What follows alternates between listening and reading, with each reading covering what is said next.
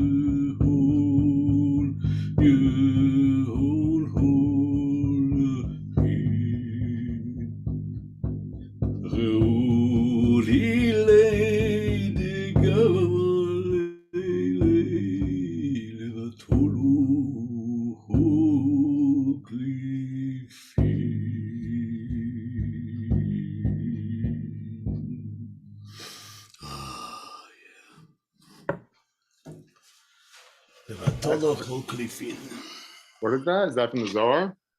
Yes. What are the words? Everything's from the Zohar. The whole world was born in the Zohar. The Zohar created the world. The world came into being. What does Zohar mean, huh? Huh? What does the word mean? Light? Yeah, it means illumination. Illumination. Vayomer Elohim yehi or. And Elohim said, let it erupt. Right? Light is erupt. When you turn on a light, what's happening inside the light bulb? An eruption of something from out of nothing. Right? Okay, so when it says yehi or, it doesn't mean let there be light.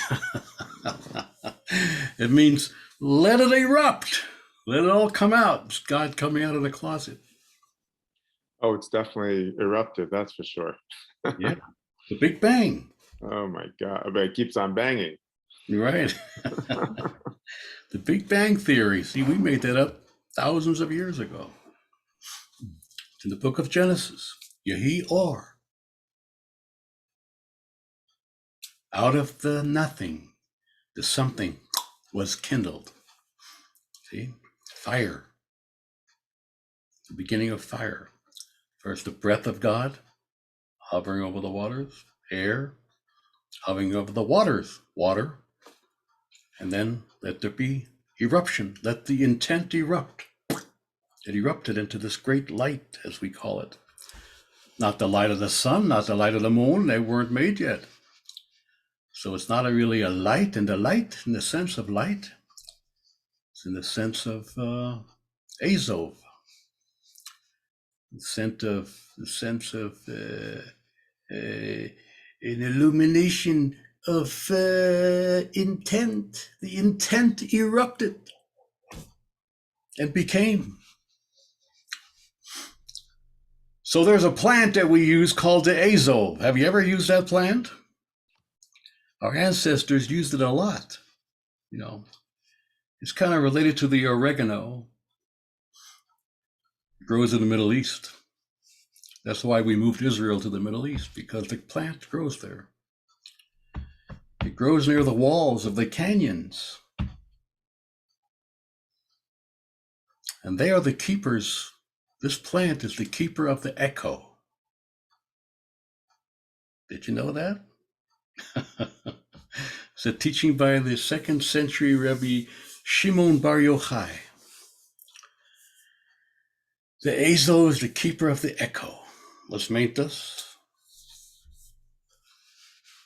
Well, the Zohar tells us, in the name of Rabbi Shimon Bar Yochai, that there are 3 sounds that never leave the world, never leave the universe. They're like dormant sounds. They're always going to be here. Once they are expressed, they always are. Where do they go? Well, they journey to the canyons, where they lie dormant, in the canyon walls, where they are restored by you and I. When we call out, we think we hear our voice being echoed back, but Rabbi Shimon said, voice, shmois. It's not the voice that's coming back. What's coming back is your voice, perhaps as a levush, a garment of the 3 sounds that never leave the universe. What are those 3 sounds? Well, they are as follows. The sound of the snake shedding its skin. Sound number 1. The sound of a soul leaving a body at death. Sound number 2. Probably sounds like this. Yahoo! Yippee! And then, or maybe it sounds like this. Well,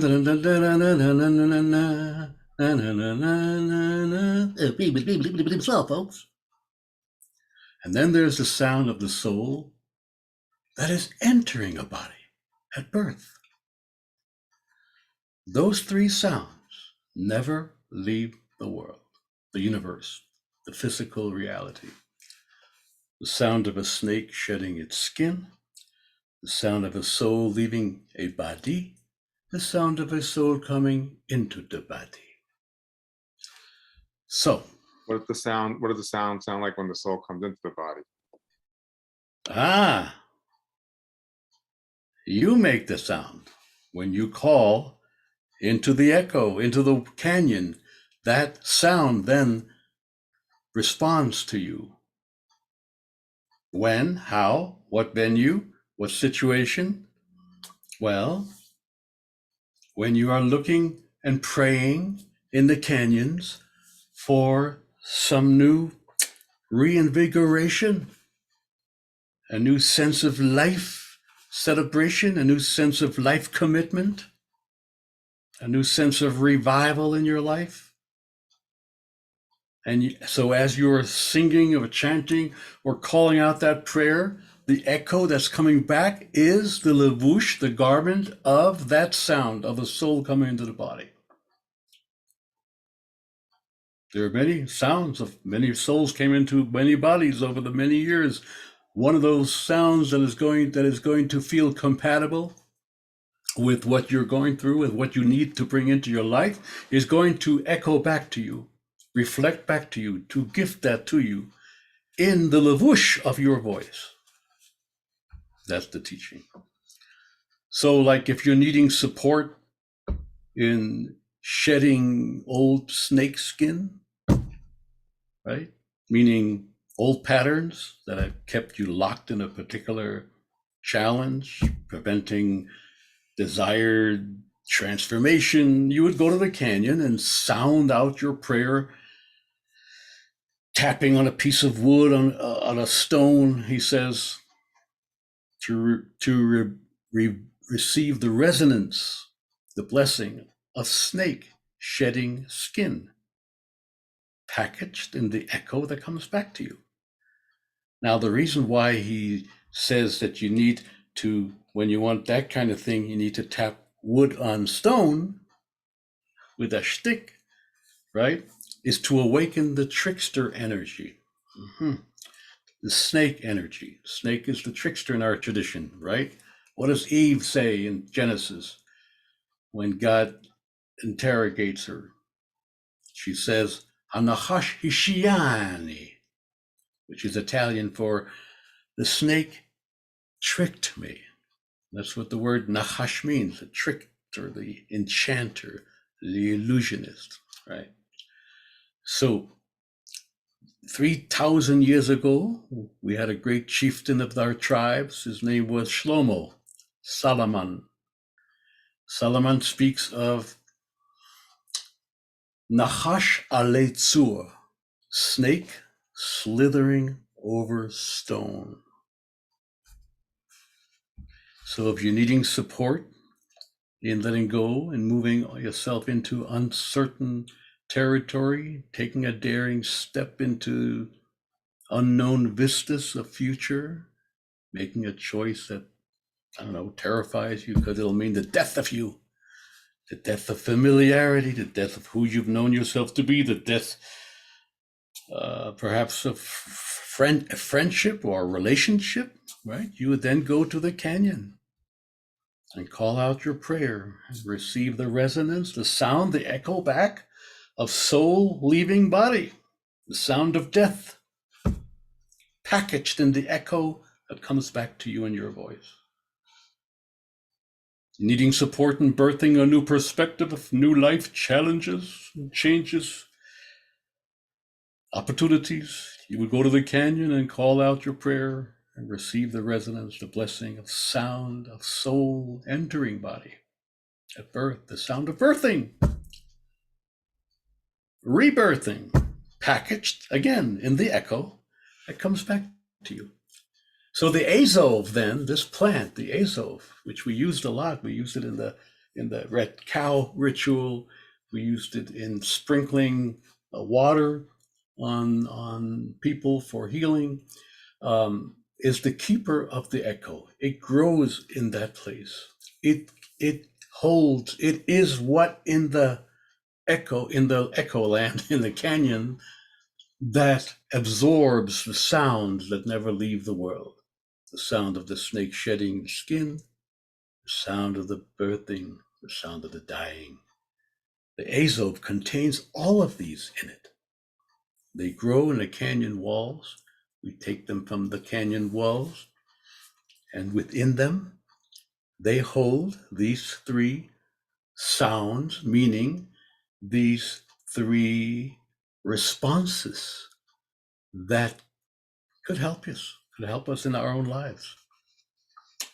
The blessing of sound of soul entering body, the blessing of sound transcending body and going back to where it came from, originated, back to the spirit realm, the sound of shedding, of the trickster shedding its skin, which is kind of like a sense of innocence. You know, I didn't do nothing. You got the wrong guy. Whoever wore that skin, he's the guy that did it. Yeah. Right? In the Garden of Eden, the Midrash tells us, the Midrash Pirkei de Rabbi Eliezer, the question is asked, what does it mean when it says that Elohim, Vayas Elohim ketonet or vayal bishem, and Elohim made for Adam and Eve garments of skin and clothed them. Garments of what skin? The sages asked. Said Rabbi Eliezer, Ketonet or Shehivshit et hanachash. The skin, a garment of skin made of the skin that snake had shed. The snake that got them in trouble. So this, what the snake shed was made into a garment, kind of a homeopathic kind of healing. Like the Talmud then says, what afflicted them eventually healed them. See? So we all walk around in snake skin. But that's a whole other teaching. So the azov is a very important plant. And when you read through the Torah, in the book of Leviticus and Spartacus and Invictus and all the other kisses, you will find that the azov, l'kach azov, and you shall take an azov and you shall dip it into the water that contains the branch, that contains the wool, that contains the dye of the worm, of the snail, that and dip it into the water that contains the ashes of the red cow, and then you shall sprinkle it 3 times or 7 times for 3 days on the person coming back from war, or the person who has seen death, person who has been traumatized, and then after a week they will be able to come back into the community. See, that's the power of the azov, because the azov carries all of it in it. It carries life, it carries death, and it carries what is in between life and death. Our struggle with the trickster, our struggle to shed patterns, right? Just like Moses at the burning bush. The first thing he was told was to shed his pattern. Right? What does God say to him? Well, the angel of God speaks to him and says, Sha'al na'alecha me'al raglecha. What does that mean? Well, Sha'al means unlock. Can also mean remove. Na'alecha means that which locks you. It also means sandals. But the same word in Hebrew means lock. Na'al atadenet bavakasha. Lock the door, please. Na'al. Same word. Me'al raglecha, from off of your habit, your pattern. Raglecha, your feet. Same word in Hebrew for habit. Ragil, what a person is accustomed to doing, pattern. See? So you can read the standard English translation as remove the sandals from off your feet. Or you can go deeper and use the alternate translations of the exact same words in Hebrew for remove the lock of your pattern. Remove that which locks you into your pattern. Right? And where is he told this? At a plant. Where does the angel of God appear to him? From out of a plant. Because the plant, again, represents so much of the rootedness that we are in earth, while at the same time, that part of us that is always yearning and longing for what is beyond. The plant is rooted and deep in, the more it goes into the earth, the more rooted it is in its physicality, the more spiritual it becomes. Right? Look at a tree. The higher it goes toward the heavens, toward the beyond, that movement toward the beyond is determined by how deeply into the earth it is going. You want to become spiritual? You got to be earthly. The more you are earthly you are, the more an opportunity to access the spirit. Like Rabbi Yitzchak of Akko taught in the 13th century, because it was very difficult for him to teach in other centuries. You can only teach in the century that you live. That's the truth. And he said something like this. He said, if without physical lust, one has as much a chance of spiritual evolution as does a mule have a chance of getting pregnant. In other words, the way to spirit is through what spirit created as the way to spirit, which is right here. And all the four beings that we share the planet with, the domem, still beings, rocks, someach, sprouting beings, plants, chaya, wildlife beings, animals, and us, the speaking beings. See? The animals are called living beings because they're busy living and we're busy talking about it. Right? At every workshop that we've ever taught at, we never saw a squirrel or antelope join us. We make it open. We post posters all over the forest. Come to our class. Not a single one shows up. Maybe a fly once in a while got lost. It's amazing. Yeah. So therefore, it's like when we eat, right? You're eating everything. Let's say you're a vegetarian. No, let's say you're a meat eater. Okay, so you're eating the meat that ate the plant, that ate the mineral. You see? Let's say you're vegetarian, so you're eating the plant that ate the mineral. Okay? So no matter what we're doing in the world, we're always involved in the dance of amalgamation, of unifying all of creation, because there is nothing in the entire theater of existence other than domem, the still beings, the stones, the tsomeach, the sprouting beings, the chaya, the animals, and we, no matter what, right? The sun, the moon, the stars, these are all stone beings.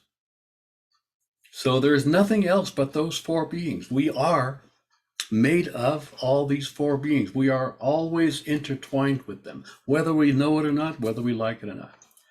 So, for example, in the Kabbalistic teachings about a woman in labor, so there's a prayer that said that has to do with the stone in her, related to the contractions, the plant in her, related to the growing and developing of the fetus, and the wildlife, the birth, right?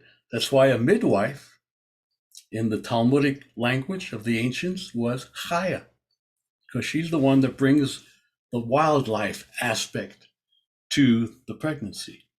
She brings it to the wildlife aspect.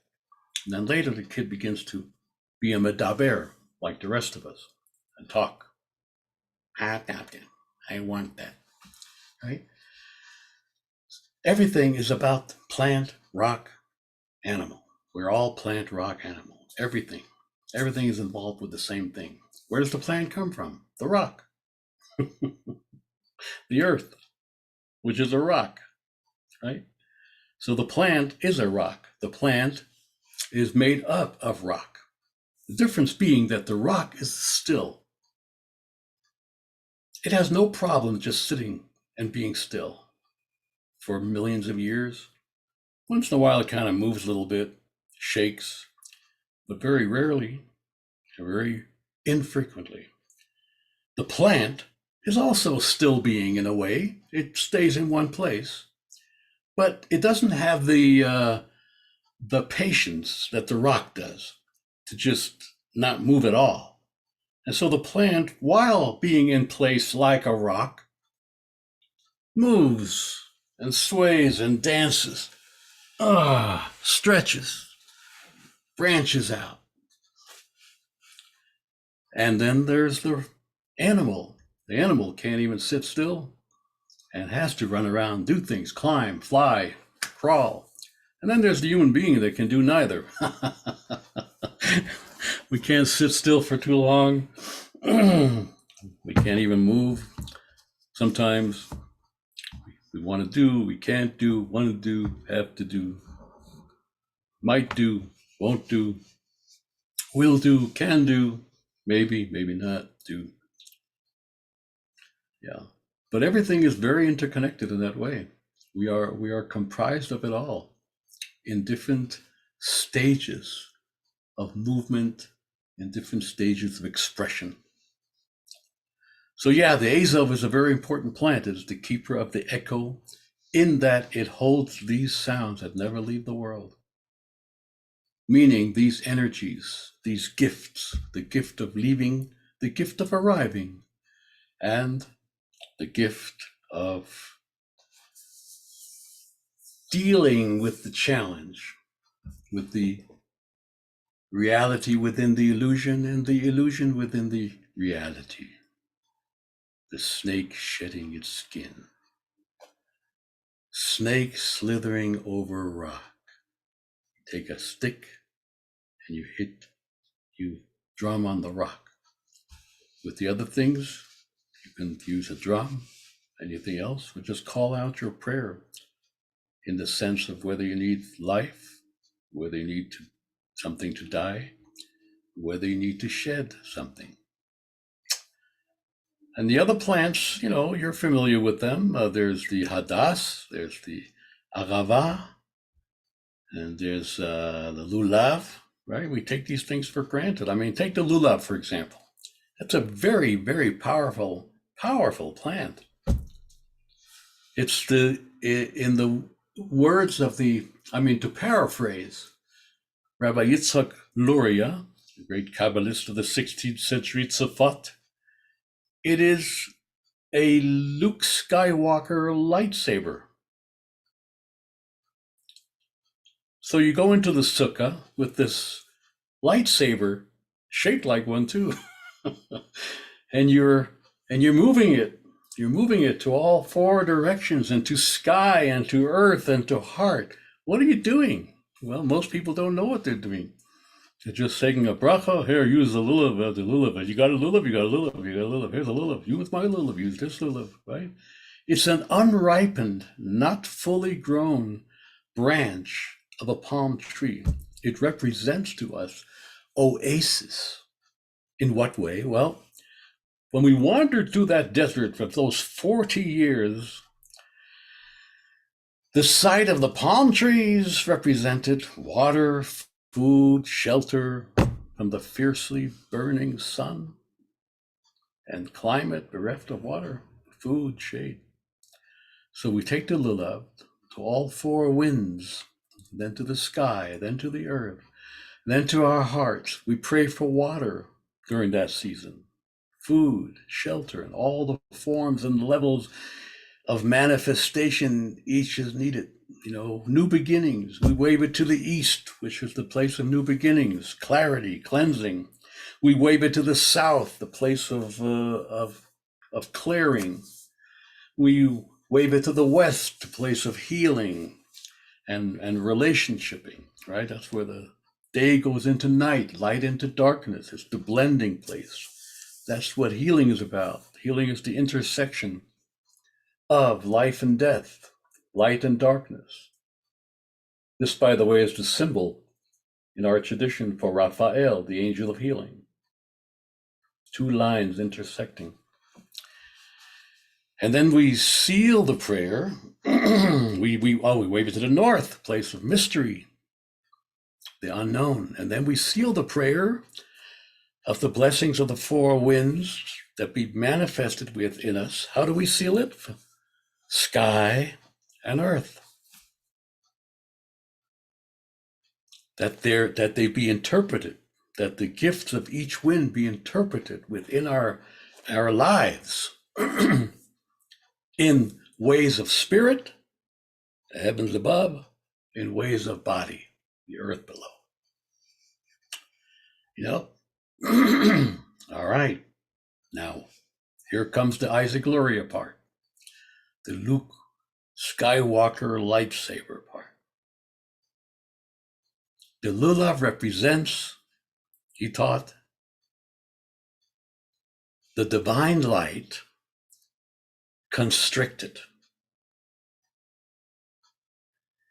It is an immature branch. Its leaves are constricted and aligned with its stem, as opposed to ripened branches which unfold and extend outward away from the stem. So balance in life requires the pulling in of the divine light, just enough for creation to exist, because too much light, even divine light, would overwhelm creation and consume it, just swallow it up into the black hole, so to speak, entirely. Like the Zohar puts it, were God to fill the universe could not exist. Were God to not fill the universe could not exist. Right? Either way, we're screwed. So, what does God do? God fills the universe with her essence, just so, not too much, not too little. Just like in the Three Bears story, right? So, Luria, his school, they saw the lulav as sort of like a ritual implement for constricting the divine light into a place of balance, not overflowing like the ripe palm, but constricted just enough so that we could have our independent selfhood, so every creature could have its uniqueness without being swallowed up by the great, awesome all. Because the all does not allow for the sum, unless the all constricts itself so that the sum can be a sum.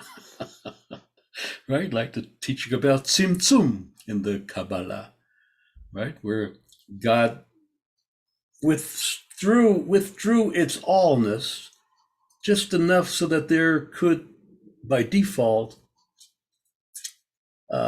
emerge a space outside of itself within which it could then create other than self. So the lulav was ritually used in the Lurianic school way of doing it to maintain balance of the cosmic forces of creation. You know, it was also used to ward off, like the Talmud says, to ward off harmful winds, rains, and storms, which is all the same thing. It's just a different way of saying it. You know, the lulav then is a ritual implement for tempering the extremes, creating balance, and thereby enabling wholesome existing inside of us and beyond us. And the Hadass, what's that? The Hadass, the myrtle. We talked about that last time, and that's because when our ancestors came to the eastern shore of the Jordan, they were about to cross over into the promised land. The shore that faced their ancestral homeland, but they were still in exilic territory. They're just kind of looking in from outside. What did they see there at the shore of the Jordan where they were standing? The Hadass, the myrtle. And that represented being away from home, which they still were at that point. Away from home, yet within view of home. Exile and hope, struggle and overcoming struggle, all in one plant. That's why this plant, like we talked about last time, lasts for a long time, uprooted, away from water. When they crossed to the other side and arrived at the shore of the land of Canaan itself, they found the Arava growing there, the willow. And for them and us, it therefore became representative of blending back into your roots, coming home, because the willow needs to be home, needs water. And it's therefore a dependent plant, a fragile being. It needs to be near water all the time. It doesn't thrive long away from its place of birth, from its home, from familiarity. It needs to remain blended within the environment that brought it into being, and that therefore has the appropriate resources to maintain it.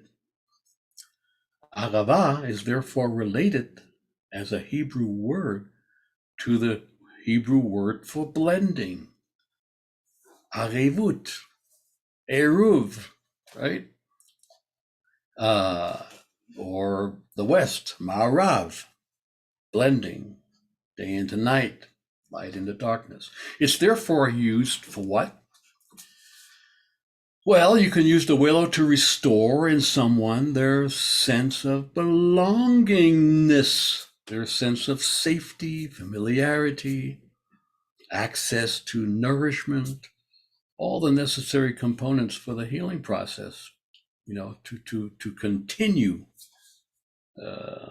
once you set it in motion. The person just got healed, came back from the hospital, you would use the arava to sprinkle the water that you put in the copper basin. Copper is very important for these rituals. And then you sprinkle it on them, places that are what in them healed, what needed healing. And you begin with the belly button. According to Rabbi Yehuda Low of Prague, back in the 16th century, Rabbi Yehuda Low writes about healing, that healing, whatever ritual we do in healing, we need to begin with the belly button. Why? Because that's where you began. That's how you got here. What's the matter with you? People don't even think about that. The belly button? Yeah, it's an important place. That's where you were once connected to the womb, and in turn connected to the spirit from where you came through the portal of the womb. The womb is one portal, but within the womb there's another portal. See, there are two portals in the womb, where spirit comes in and where the spirit then is embodied and goes out. And where is that portal in the body in a physical sense? He writes, here, the belly button, what's the matter with you?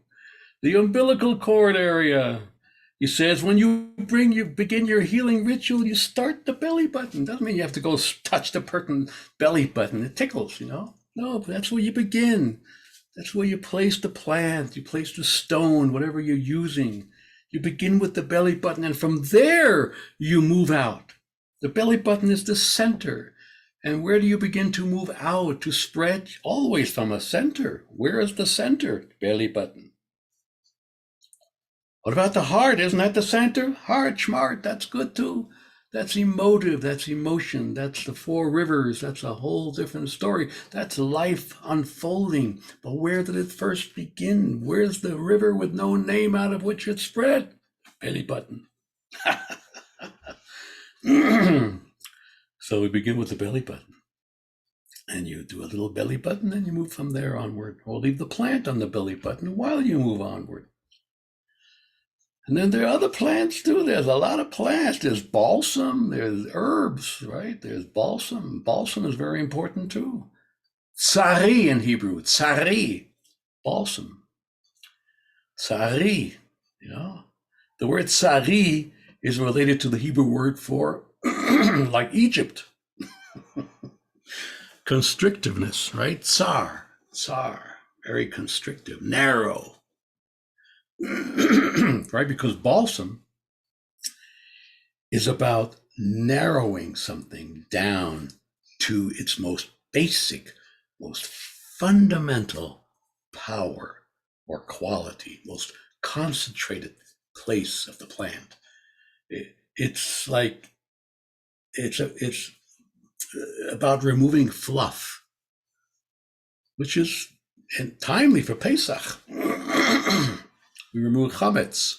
Chametz is fluff, the leavening, the additives. So the balsam takes all the GMO and all the additives and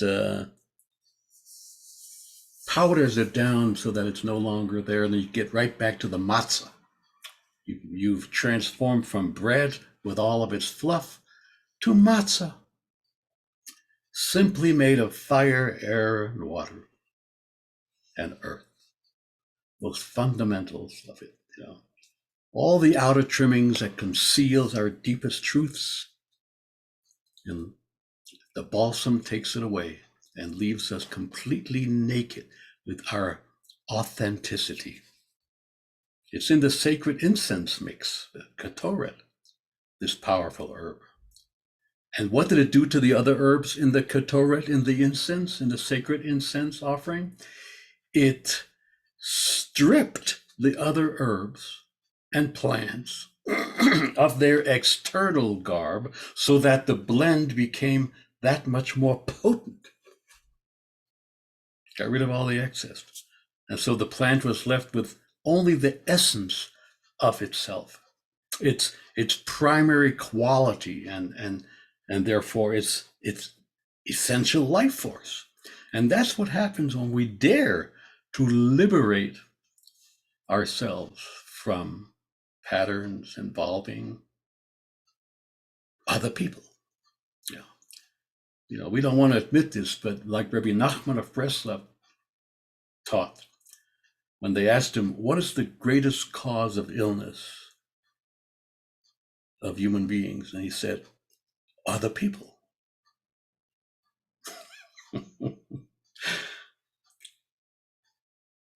Regrettably, it's true. People, other people make us sick. Right? So, so balsam is very important. It's an important, it strips away all the fluff that gets in the way of our relationships, gets in the way of being in touch with that beautiful little jewel that sits buried deep within us, just like it does to the other sacred herbs. And so when we feel overwhelmed, overshadowed by all that's coming at us in life from the web or the news or people in our lives that make life difficult for us, like Uncle Sam, for an example, then we take the balsam on April 15. Take the balsam, because a lot of our problems in life are really so much smaller than they appear. The tsari herb, the balsam, this beautiful herb, it shrinks our world somewhat so that we can restore to our self-essence a little bit more and remember that we are larger than our problems. You're a lot bigger than your problems. Yeah, the guy on the left there. Just going back to the azo for a second. So can you use the azo in replacement of screaming into the abyss, into the canyon? And does it have to be specifically a canyon that you scream into? And what do we mean by a canyon exactly? Like a valley, or does it have to be an actual canyon? No, a canyon where you echo. It has to have. You got to go to any place with an echo, like a tunnel, or it has to be a canyon? No. What's the matter with you? A tunnel, huh? You lazy bum. You're gonna go in the tunnel, and where you gonna go in the New Jersey tunnel? What's the matter with you? An echo, a canyon. There's no canyons here. So you use an azo. That's what I'm saying. See, not everybody can go to the canyon all the time. So you have the azo, because the azo is connected to the canyon force, to the canyon energy. The azo plant contains the canyon. Is azo oregano? Is that how you would translate it? Yeah, it's like the oregano. Yeah, I mean, they're all different species of oregano. So as best as you can get one from closer to ones that are grown in Greece or in the Middle East and Israel, probably the better, according to maybe, but maybe not. Maybe it doesn't matter. They are basically the plant of the canyon. So The ones that we used were grown in the canyons in Israel. So I don't know if it's the same when you use an azov that didn't grow in a canyon, that grew in somebody's backyard. But I tell you, in general, a very important teaching by Rebbe Nachman of Breslav, who always liked to make life easier for people, even though he was miserable himself. But for others, he taught good things. So he said like this, in Likutei Moharan. He says, every kind of issue, problem, ailment has a particular plant that heals it, that soothes it, and that grows in a specific part of the world, and that has to be picked in a specific moon, specific month, for it to be most potent. But what happens if you have an ailment that requires a specific plant that grows in a specific part of the world and only in a specific month, which it has its most potency, but you can't get to that place? It's 10,000 miles away, number one. Number two, it's not that month, and that month with this potency is going to be like another 7 months from now.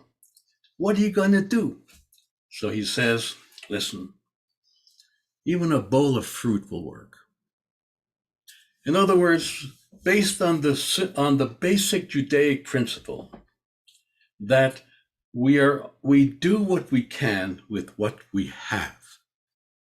Based on that, we have to remember that all plants, all means of healing, no matter where they grow, when they're most potent, what species they are all rooted in the same common root of all. And that if you take any plant, therefore, because you can't get to the plant number C, but you can get hold of plant number A, and you have the intention when you use it that you are using it as a means of bringing and channeling the power that the plant number C has, but you can't get it.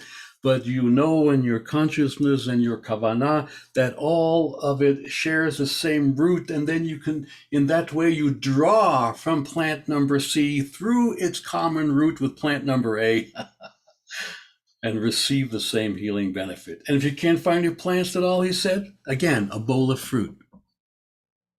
Yeah, and that's an important principle to know. I mean, if you go by these teachings and you have the faith in their healing capacities, and that the Ribono Shel Olam has, the creator of the universe, has infused in everything that he gave us, then if you can't get this, you get that. You can't get that, you get this. And just remember that it's all on the same root, and it'll come to you. It'll be channeled through that. How do you So if you can't find a canyon, go get an azov. You can't find an azov that grew in a canyon, only one that grew in the backyard of your neighbor, use that.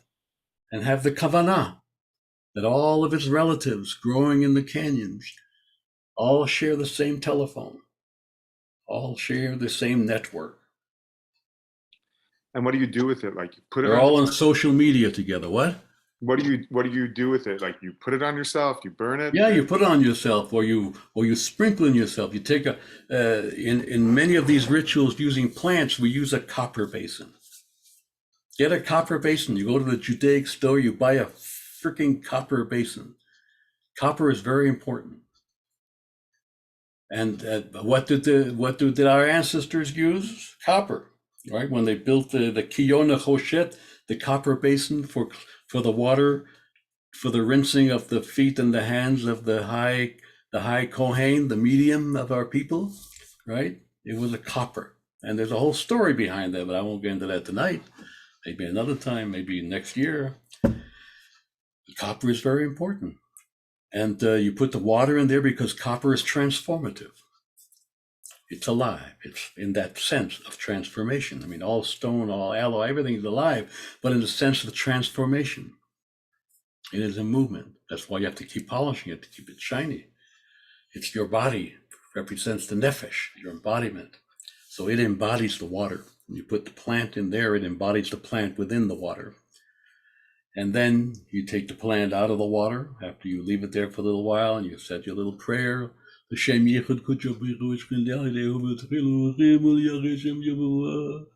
sake of the unification, right? Of Yahweh, Wahe, and earth and sky and everything with everything. And then you throw it at the person, or I mean, you do the hiziyah, the sprinkling. The plant has taken the water from the copper, from the transformative, and has now become a doctor. And then the water that is then shot out of the plant in the waving or sprinkling process then contains the medicine. Push taste. And you can leave it on the person or on yourself, or you can just hold it while you do the prayer. The how of it is not as important. Like my mother used to say, whenever I would ask her as a kid how, she would say, how shmao kikalakau. And that taught me so much in my life, I can't begin to tell you. Take a bath with it? But my mother would then say, how shmao kikalakau, right? That's what Moses was told by God, right? Because all the people had finished making the Mishkan, they finished building the tabernacle, and it was done precisely the way it was instructed to be done. And they brought it to Moshe. This is in the Midrash. And they said, we've done everything you instructed us to do, but it still doesn't do nothing. It doesn't light up. We don't feel anything about it. It's dead. So Moshe checks it over, and every little item, and he said, wow, you're right. Everything was done according to the way it was instructed.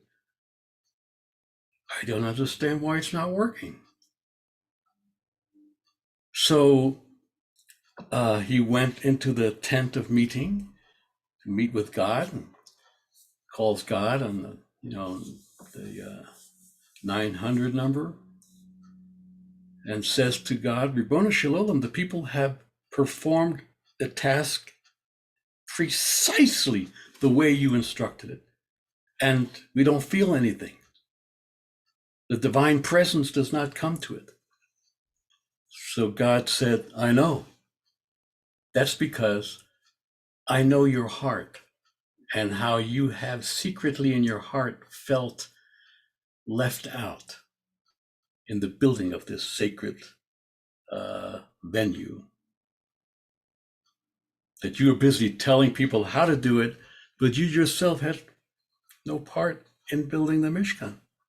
So therefore, I left the activation of it, the calling the 1-800 number on your credit card, I left that part to you. So Moshe then says, oh, I'm touched. So I'm the one to activate it. God says, I left that, the most important part, to you. And then Moshe says, okay, but how do I activate it? And God said, how shmao kikalakau. Or in the words of the Midrash, God says, that's not my thing. If I left it to you, why are you asking me how? The how is in your hands. Just do something, whatever. Call it a name, throw a rock at it. What the hell do I care? Just do something. Omar Achmana Avid, the Midrash says, which means Aramaic for God said, just do, like Nike. And whatever it is you end up doing, it'll work. Say abracadabra, say A, B, C, D, E, F, G, whatever it is. It's not about the how. It's about the intent. It's about what you put into it. How shmao kikalakau. The human being is always looking for instructions, because we came here without it. All the animals came with instructions. All the plants came with instructions. They know exactly what to do. Did anybody teach that tree outside my window how to grow? and where to branch this way and that way and the other way. No, he already knows everything. The squirrel knows it has a coat, winter, summer, never has to go to Target. It gains weight, loses weight, never has to go buy another.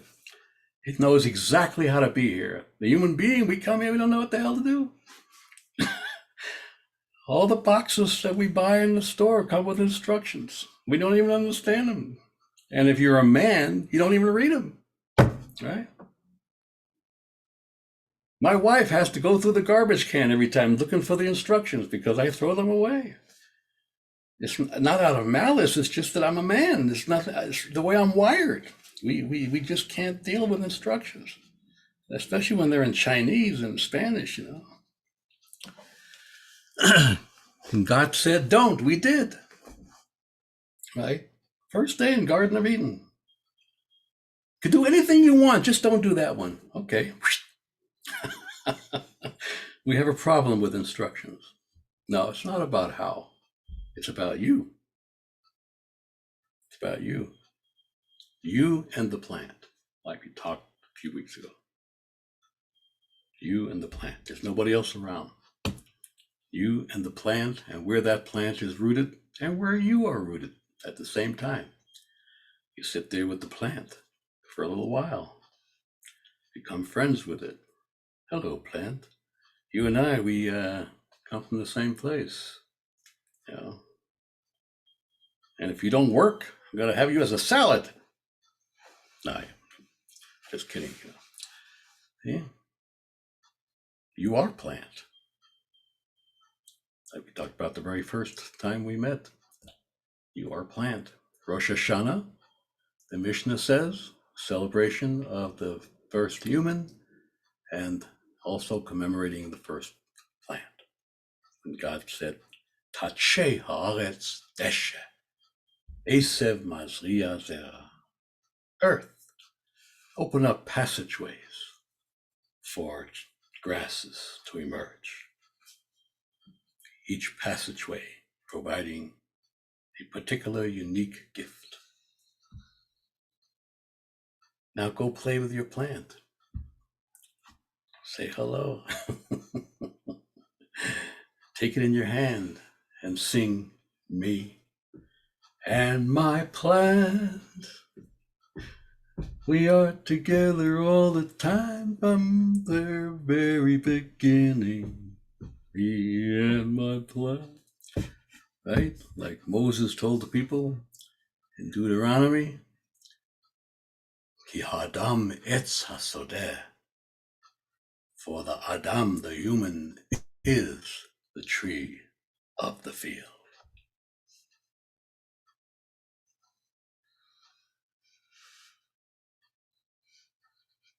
Rooted in the earth, always reaching for the beyond. Good night. Sleep well. Dream and dream and dream.